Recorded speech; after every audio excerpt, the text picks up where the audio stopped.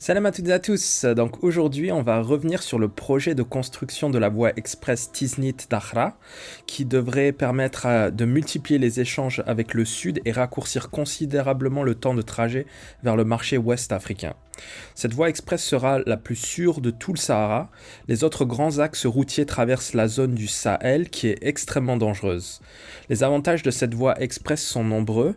Elle va permettre de réduire la durée des déplacements, éviter les coupures de route suite aux inondations et à l'ensablement et faciliter le transport des marchandises à destination et en provenance des villes du sud, en améliorant leur connexion aux principaux centres nationaux de production et de distribution. Il y aura également des aires de repos et des parkings pour les camions. C'est donc une route très importante car elle permettra d'améliorer l'intégration territoriale du pays et renforcer la souveraineté du Maroc sur ses provinces du sud.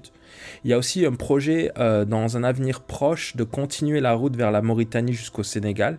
Il y a déjà une route mais elle n'est pas de la même qualité que la voie express qui est une double route à sens unique. La voie express est achevée à 70% et elle sera livrée d'ici la fin de l'année ou début 2022. Cette route fait partie du nouveau modèle de développement des provinces du sud. Une fois achevée, elle couvrira une distance de 1055 km et elle aura coûté à peu près 1 milliard d'euros. Cet axe routier impactera positivement et directement une population de plus de 2,2 millions d'habitants, répartis sur 10 provinces et contribuera au développement socio-économique de 4 régions du royaume. Elle permettra aussi un développement des échanges avec la Mauritanie. Dans un avenir proche, avec le prolongement de la voie express vers la Mauritanie et le nouveau port commercial de Dakhla Atlantique, il sera plus rapide pour les habitants de Nouadhibou d'importer ou exporter leurs marchandises via le nouveau port de Dakhla en utilisant la voie express. Le seul port commercial en Mauritanie se situe à Nouakchott.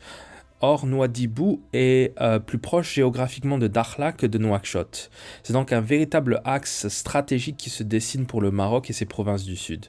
Il faut rappeler aussi que le Maroc prévoit la construction de zones industrielles aux abords du port de Dakhla, ce qui permettra de conditionner des produits finis à destination de la Mauritanie et de l'ouest de l'Afrique.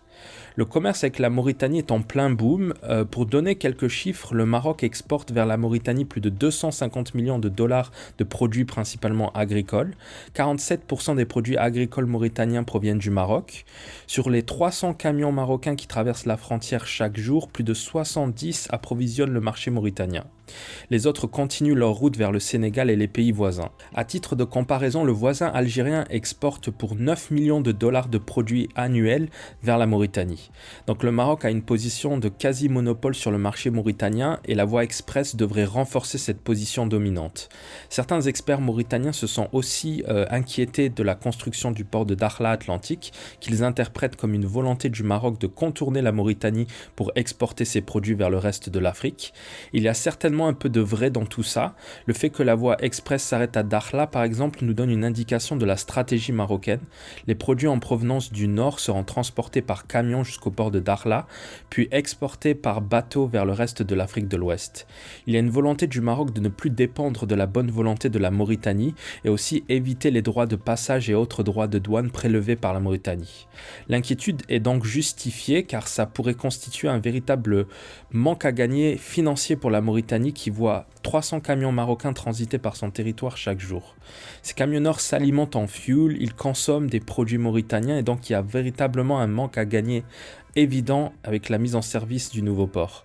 Je pense que la Mauritanie paye aussi son indécision sur la question du Sahara et sa complicité évidente avec le Polisario qui a tenté à plusieurs reprises de bloquer le passage de Guerguerat. Désormais, avec le nouveau port, le Maroc aura une alternative à toute tentative de blocage venant du côté mauritanien. On a certes sécurisé la zone en prolongeant le mur des sables, mais le souci c'est que la Mauritanie est une vraie passoire et le Polisario y est comme chez lui là-bas. Donc j'aime cet outil de pression que le Maroc est en train de mettre en œuvre avec d'un côté la voie express et de l'autre côté le port de Dakhla Atlantique. Il est temps que le Maroc reprenne ce territoire en main. Il est surtout temps que l'on exploite enfin les ressources de ce vaste territoire.